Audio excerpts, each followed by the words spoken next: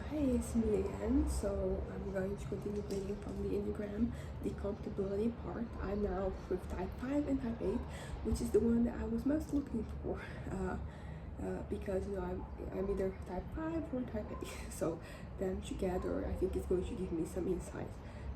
So here we go. So type 5, the investigator, and type 8, the challenger. What each type brings to the relationship. The two types bring to each other complementary and reciprocal talents, just what the other needs, but is not necessarily aware of. For instance, Enneagram types need to be more identified with their body and their instinctive energy. They need to be more engaged with the practical world and to feel their own sense of power and capacity. They can learn these qualities from eights. On the other hand, eights need to be more thoughtful and aware of the impact of reactions on themselves and on the environment.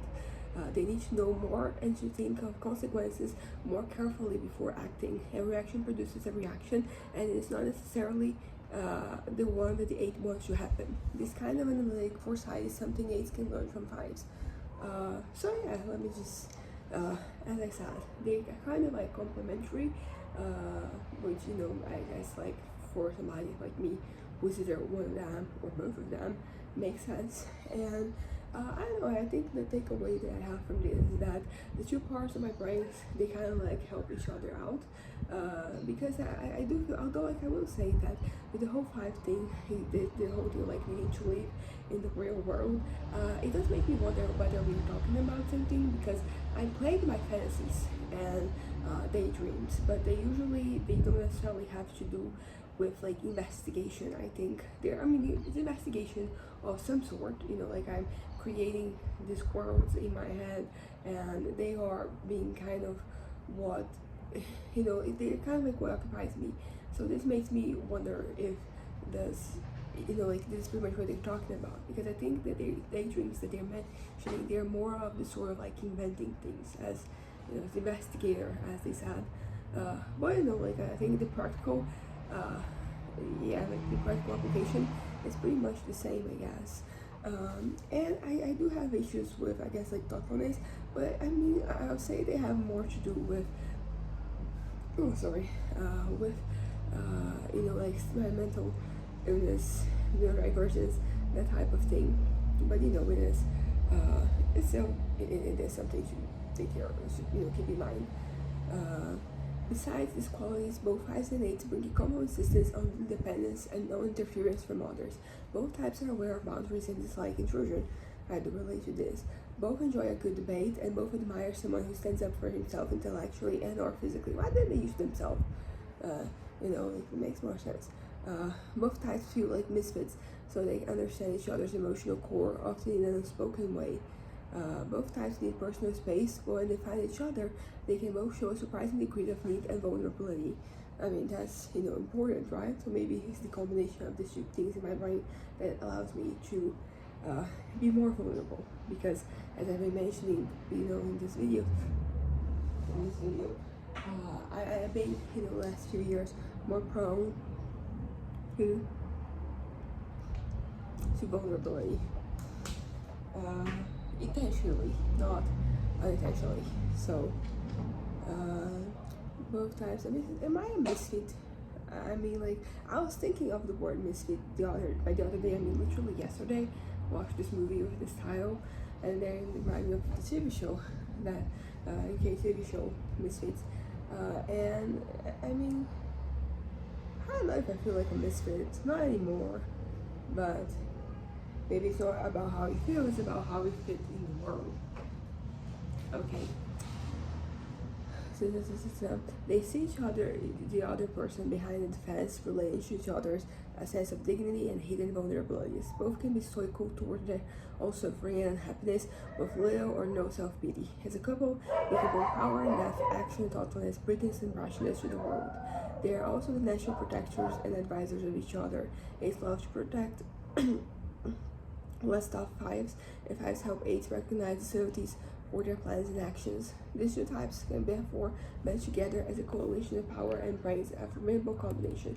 Yeah, I don't know, I didn't feel like so connected to this, to the where they complement each other. Maybe in the potential trouble spots or issues, I have more luck in my search Anyways, fives are not much in touch with their physical bodies. They identify with their minds and are indifferent to virtually all of the physical and practical goals that more earthly eights have. Not wanting a house, a company, or spouse are all sources of pride to the average fives who feel good about themselves when they can cut off from their needs and learn to do without. Okay, I will say that it does bring a little bit more true to me. Okay. Eights, by contrast, take pride in their earthly conquests, whether social, financially, sexually, or psychologically, making their mark on the environment is a primary goal for eights, and they often use their physical stature and energy to intimidate people and enforce their will. I relate to, like the part of like enforcing their will when I'm not, in a healthy place mentally. But the part of like wanting, because as I said, like for the longest time, I did want, these conquests, but is that how I said the word? I lost the minute there. But it's not really where I am at, these days. Like I would definitely want that, but I want something, it's not very defined. I think it gives me, room for me to just, change as, opportunities appear. But is that the main thing for me? Like it used to be for sure, but I wonder if that is the case for me anymore. So it's interesting because I've been relating so much to the eighth right now, and then up to now, and then right now I'm like, okay, maybe I'm with fives here. Thus, the more insecure the two types become, the more they react in completely opposite ways. Fives shut down more completely, become more taciturn, secretive, and isolated, while eights become more confrontational, threatening, and enraged. I don't know if it's going to make sense what I'm about to say, but like I think I become both of these things simultaneously. Like I do shut down, I do isolate myself, but at the same time, because just because you're shutting yourself from the world doesn't mean that the world is shutting itself from you. So there is the confrontational, threatening, and enraged part of me. So yeah, I kind of like relate to both of this in this context. The biggest problem is that the lower levels, these two separate physically from the other, and any real communication needs to take place. Lower functioning fives tend to lose respect for anyone they judge to be irrational, destructive, and out of control. Storminess and threats of the unhealthy eights terrify fives who most physically believe to feel safe. They know and will attack each other's vulnerability if sufficiently provoked, and both fives and eights tend to provoke each other in a way as a way of protecting themselves. Both types are also sensitive to rejection, and both tend to feel rejected easily. The fives departure from will trigger a strong reaction in the eight who will seek to retaliate in any way he or she can. An eight's departure will trigger the five's rejection feelings. But more likely with a collapse due to cynicism and depression. Both can be extremely cynical, and the demise of their relationship only confirms the darkest opinions about the possibility of human beings living together. Okay, so I feel like when I was like 21, this was more the case. Like right now, I don't think that there's like one person who like really recalls like this effect. I don't know, maybe like my parents left. Yeah, it would kind of like get me to like really consider things. I think I'm pretty stable, I'm pretty healthy. It's to the point that like I don't think any person could get this reaction out of me. But I will say the thing about being very sensitive to rejection is something that like when I was younger I think was not true, but I think that right now I have been able to distance myself from that. I think that I've been doing pretty well. In terms of rejection. Yeah, I don't think I'm as vulnerable as I used to be.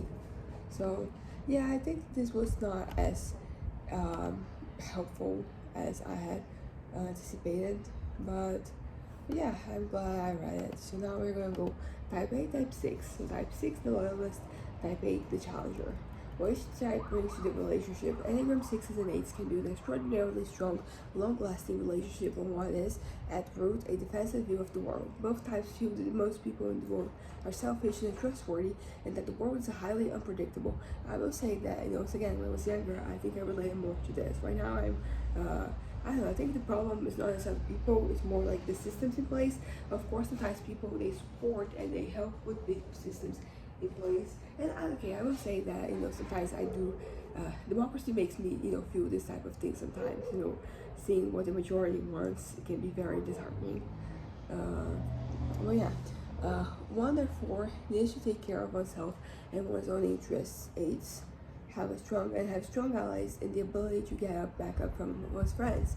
Sixes, both sixes and eights have deep issues with trust and with finding people they are able to trust. And so they have, once again, it's not this one, it's the longer one, and they got the right one above.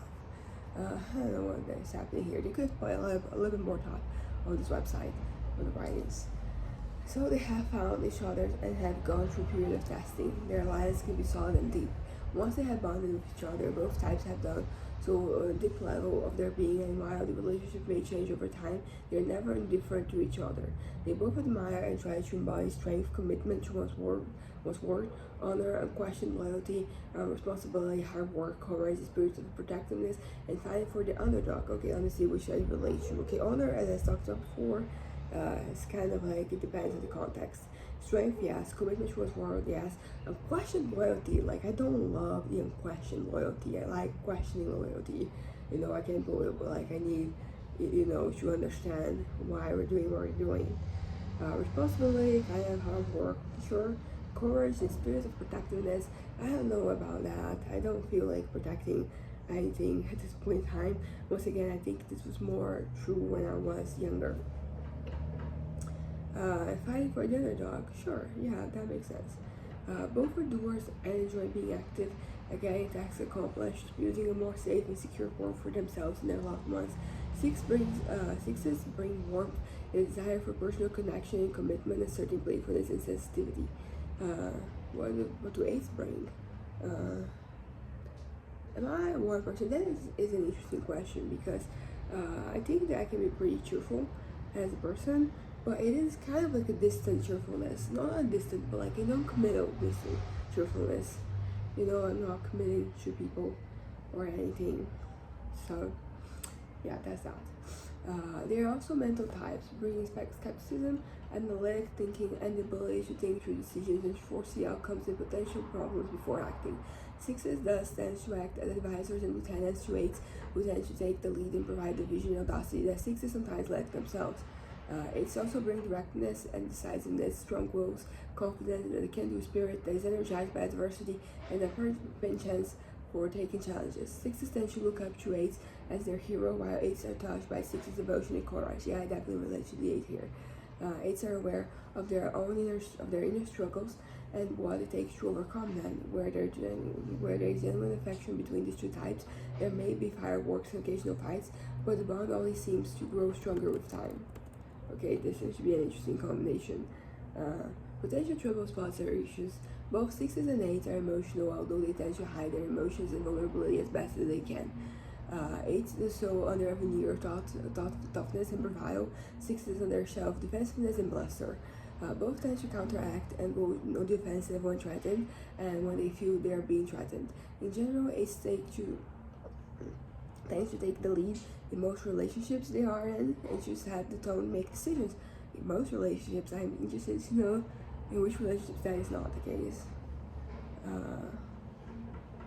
They expect others to obey them and be loyal to them. Eights may tolerate or even be amused by an occasional flare-up of independence on the part of others around them, but ultimately they expect to be in charge. For the most part, there is also fine with sixes, except for those times when sixes feel the need to push back and prove themselves. They need to show others, including the eight, that they cannot be pushed around and taken advantage of. Power struggles of all kinds can ensue. This is especially true of counterphobic sixes, who can actually react much like eights, displaying leadership, decisiveness, and independence on the positive side, as well as bluster, aggression, and defiance.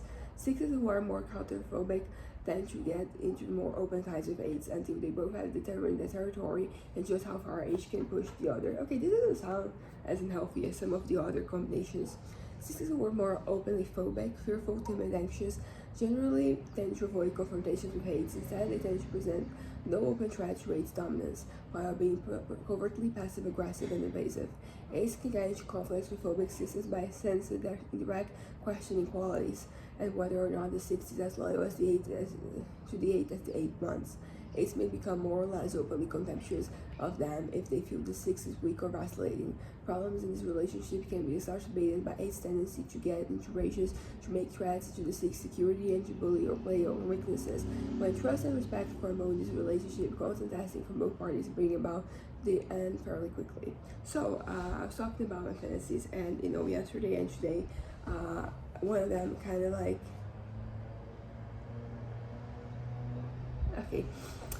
has been coming back and making a bit of taking up room, and it's pretty much like furtherance of fantasy that I already had. But it's interesting because it's kind of like a fantasy within a fantasy.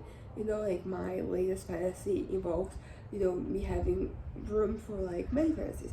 But the thing that really stood out to me is that if I have these fantasies within fantasies, it pretty much means that if like those fantasies came to life, I have this room for me to just be different people and just sort myself out and just manifest in different ways. It basically helped me be a healthier person. Because this unhealthy tendencies, if I could manifest them in a way that is not that isn't like in real life, is it's part of life, but like it's not the real direct way I'm dealing with things. I could kind of I could hold back on this. Basically, is what I'm trying to say, because I do have a tendency of being a little like that, as they're saying. Naturally, like with different people, I behave differently. There is the way, because if you can be at peace with somebody, like you're less likely, even if like there's internal turmoil, to go to your unhealthy place mentally. So yeah, but so like basically I'm trying to say is that I was thinking and I was like, if I could find a way to make this happen in real life, it would be really helpful for me, for me to be healthier and less aggressive, confrontational, all those things. Okay, so this was type 6. Now type 7. Type 7 was like the number 3 of all the types I had. I had number 5 and 8 at high, and then a little below that we had type 7. So type 7 is the enthusiast. And I think I mentioned at a time that it really type 7 read as my ADHD. Like that's pretty much what it felt like. But yeah, anyways. So what each type brings to the relationship. Both Enneagram 7s and 8s are highly self-assertive, independent, and strong-willed. Both types can also resist being controlled or limited by authorities or even by internal psychological mechanisms. That is an interesting one, because that's the thing about control. When I was younger, it was not just external, it was internal as well. Sometimes I didn't want to be dominated by my weaknesses, my feelings, my idiosyncrasies, that type of thing.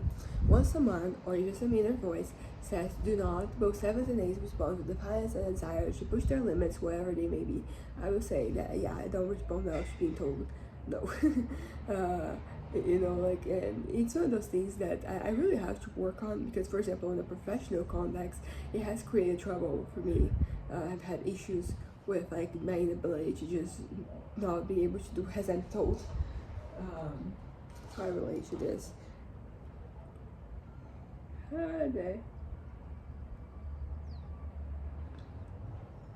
Okay. Both types are practical, this world-oriented, not necessarily worldly or materialistic, but concerned with concrete affairs and finding happiness and fulfillment in here and now. Oh, this I relate to. When I was younger, there was kind of like this mix. I took this test, and basically I had to choose between, like, do I want, kind of like a legacy? Do I want to be referred to as, being a powerful individual? Do I want to be respected and feared? Or do I want, once I'm gone, or do I want, like the now, do I want to have that right now? And it was kind of like a mix, because on one hand, like I did want a certain legacy, but on the other, like, you don't really enjoy from legacy. Like, that is the thing that happens after you're gone. And I'm kind of like, as they said, this world oriented. I want the present. So basically what I'm trying to say is that while there used to be this kind of question in my mind when I was younger, it has quickly become like, right now I do have a concrete answer, and the answer is that I'd rather have it right now while I'm alive. you know, because I'm not going to benefit from it when I'm dead. So, you know, the now is more important. Yeah, so now I have a concrete answer. So neither likes to postpone their satisfactions or to set up or make promises about the future. This is something I've been talking about, you know, lately, how I made the gratification for the future. I know I have to postpone things, not postpone things, but I need to have something that I'm looking forward to, but I don't really want to. I want to enjoy it right now. Both tend to overspend their budget on a bountiful lifestyle that is a source of pleasure for themselves and their friends and family. My friends and family, I don't know, yeah, I'm kind of sure, but yeah, mostly myself.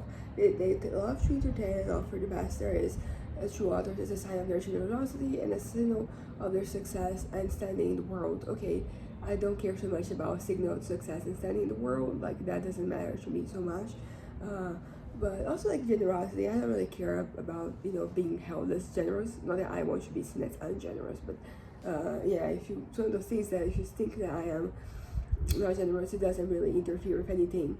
Because, you know, like, of course, like, really, you could say, like, you don't care about what people have to say, and that is true to some extent, because there are some things that you do care, and, like, this is one of those that, like, I don't, it wouldn't really make a difference for me, one of those things.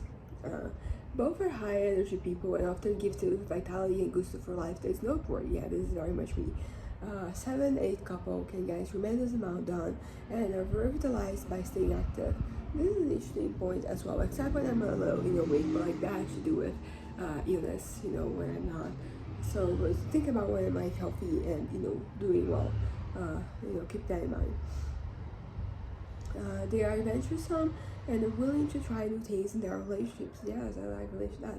They're also both extremely outspoken and do not hold themselves back from voicing their own opinions or making their needs known. Yes, 7s bring more lightness and a sense of fun and excitement, trying something new and different for the sake of keeping things fresh and stimulating. They're also usually the more talkative of the two. 7s are usually highly engaging storytellers and raconteurs, turning their adventures and catastrophes into entertaining tales. Kind of, yeah, I mean, I do write a lot, so like, I think that qualifies. 8s are usually surprisingly more reserved and moody, and that is often recognized, and they rely on 7 to light up the atmosphere to make the practical affairs more fun and enjoyable. 8s also bring directness, decisiveness, and willingness to face the situations with determination and persistence. I kind of relate more to the 7 on this one, which makes sense at this time. Like, it really breeds like my ADHD, and unlike, you know, mental illness, which is maybe bipolar, where I have these episodes and I can have no episodes, like I always have ADHD, so it's kind of like a constant. While a 7-8 couple, potential drama spots or issues can be extremely productive, high energy pair. Problems may begin if the constructive outlets for their energy are thwarted or misguided. 7s and 8s both tend to find positive outlets for their pernicious energies and interests, and if they do not, they will inevitably discover destructive ways of releasing them. Yes, but, you know, I like to think that right now, at this point in time, I am not, you know, not given to my self-destructive you know, outlets. So I'm all in the positive, healthy outlets, you know, arts and crafts, basically. Both 7s, okay, losing them. These may also begin to turn against each other and to bring each other down in a kind of dark collusion that can have tragic consequences for them both. Both 7s and 8s are extremely strong-willed and independent, and so both resist being controlled by the other, often taunting the other with their lack of influence over them. That's an interesting point. 8s tend to be authoritarian and bullying ordering the 7 around and making threats if they're disobeyed. Yeah, I would definitely not dwell with another 8, I think. That's an interesting one. Yeah, oh yeah, I want to read 8 with 8. Like, that's also going to be an interesting one. 7s will attempt to avoid being controlled and can become highly insulting and contemptuous of the 8 and their heavy-handed tactics. Both types will fault the others in ability to have their way as their defiance word badge of honor. Both types can be extremely selfish and self-centered, feeling that the world revolves around them and their desires. Of course, this builds in the likelihood of conflict. Both types can also be verbally crude and insulting, frequently saying things that the other types may not occasionally, might only allow that only occasionally allow themselves to think. Their fights can be gargantuan brawls and public scenes, in which physical abuse and violence may also play a significant part. The problem is, however, that both types tend to be addicted to excitement and adrenaline rush and reckless behavior. This is an interesting point because I was talking about how there's some things that I kind of want to experience. It's not that I want that really in my life. I don't want the relationship to be like that, but there is a certain excitement to that fight. There's a certain thrill to it. Once they have begun to build their relationship on a certain level of physical excitement, whether it's from sexuality or violence, it is difficult for this couple to turn back to something more moderate. Anything less than being defiance seems lifeless and boring. They may, however, push their limits or not too far, with tragic consequences not only for their relationship but for everyone around them. This is an interesting point, and it's something that I consider somewhat often, when it comes to like things that I do. Like, since every time I get too involved, too invested in something, there is this tendency in my brain to just question it, because because once you up the game, like, you might not really be able to kind of like go back unless something drastic happens. So an example of this is that we were going out a lot, my mom and I, and she needed to kind of like slow it down. She was sick, so that kind of like helped me slow it down. But like, I was very restless as we were here, and it wasn't until like I got sick too that like that kind of like fire dimmed, and then I was able to go back. But the point remains, because it was exciting to kind of like be busy and do things. So if you kind of like you reach a certain level, it can be kind of hard for you to go down. So I understand this. They have better examples, but this is like the most recent one that I can think of. So type 8, the challenger, type 8, the challenger. What each type brings to the relationship. As with all double type relationships, the Enneagram 8 generally bring the same qualities to each other. Their inlays both a main source of date attraction as well as one of the main pitfalls. Thus, the level of health of each person is especially important for these types of relationships, as are their dominant instincts. That is an interesting thing to consider, because like that's pretty much what I've been saying all along. Like, if I'm healthy, these things are not a problem. But if I'm not, when that is the question of like how, of things that make me like less healthy. Yeah. Thus, the level of health of each person is especially important for these types of relationships and our dominant instincts. Both eights will bring a lot of energy, vitality, and passion to the relationship. Few other combinations are so intensely involved with each other as this, nor are they able to create such fireworks. That sounds exciting. I was talking about how it would be kind of bad. I don't know if I'll be able to fare well, because I think it could get very destructive very quickly.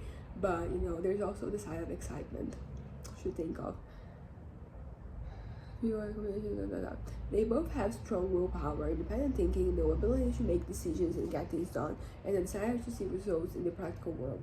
They will not simply talk about building a house or going on vacation. They will make it happen.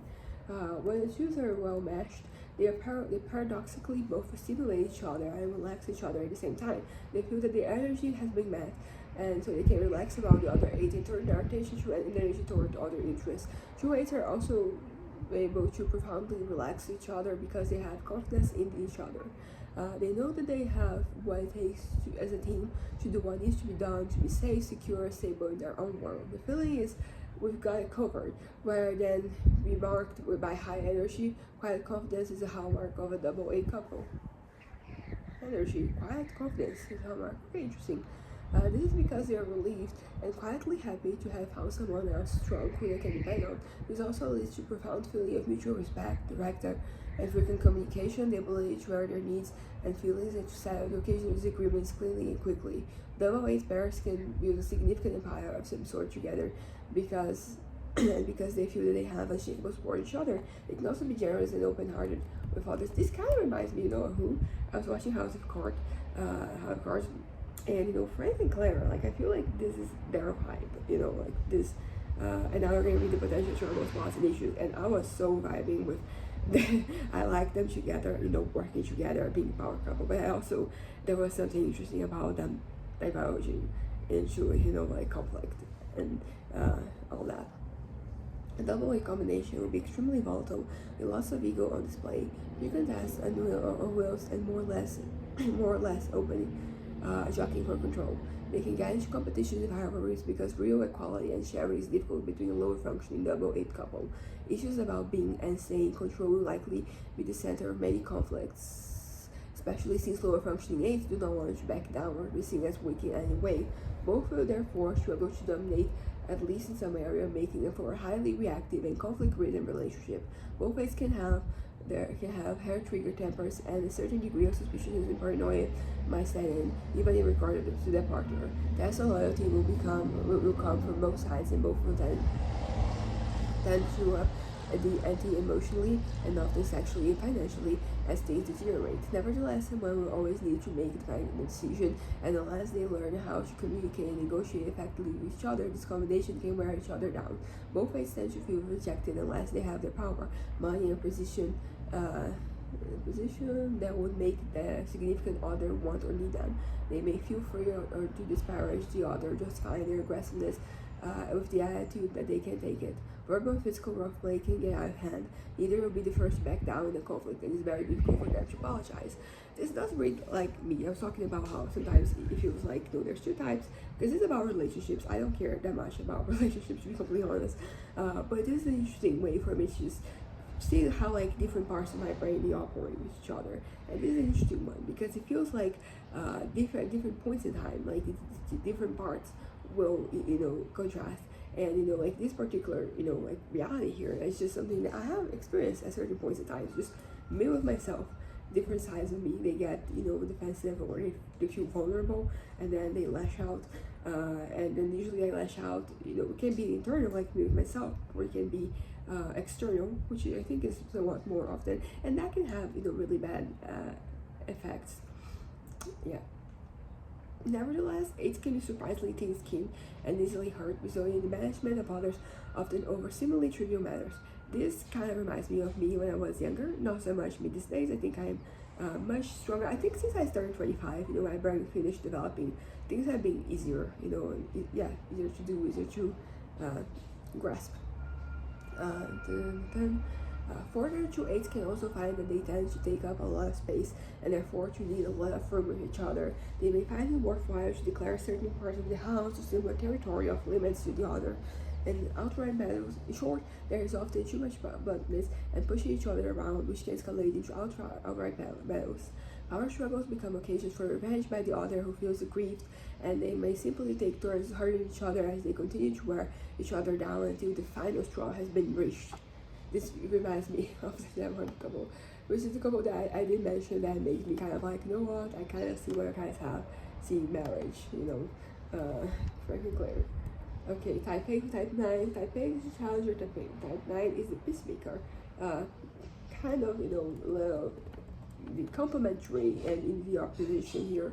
What type brings to the relationship? Enneagram 8 bring leadership qualities, take charge, we can do it mentality that others usually look up to and rely on. They are full of self-confidence and vitality and feel like a force of nature that cannot be denied. Nines generally admire these qualities in eights and often gravitate to them.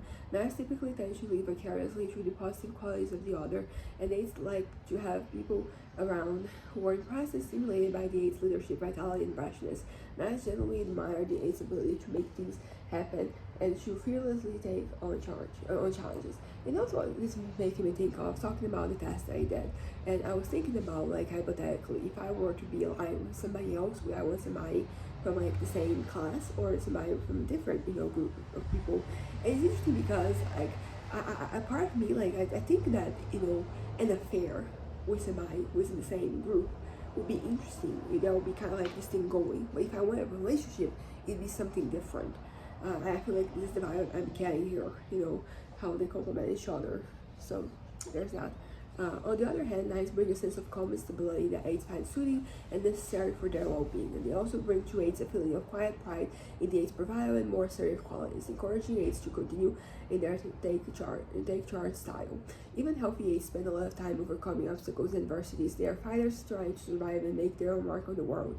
Nines are like a safe harbor, a respite, a person with whom eights can let down their guard and relax. They are therefore to teach each other what the other lacks. Eights bring nines self-confidence and self-assertion, while nines teach each other stage 8, which battles are worth fighting for, and how to not to push so hard. Interesting that I'm also thinking is that it has to be a healthy person, like regardless of whether because I think for the affair, like a certain unhealthiness can bring a certain sparkle, to the relationship. But with the person you're partnering, like for most situations, like it needs to be somebody healthy, because I can comment to this, but like if they are in that in that bullshit, they're like they're vulnerable, they're in the vulnerability.